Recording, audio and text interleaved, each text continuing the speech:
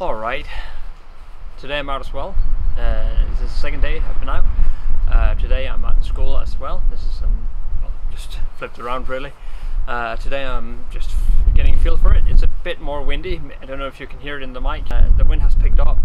We are expecting rain. I don't know if you can see it behind me, but it's not really great weather. It's quite alright, but it's really not the optimal weather for flying. It's windy and it might start to rain anytime soon.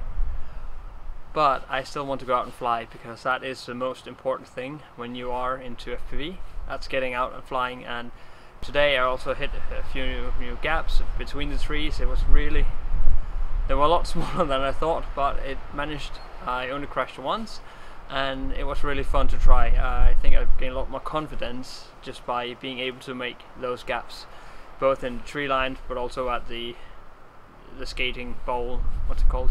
I don't know. It doesn't really matter. So, hope to see you out there. Get out, get flying. Bye.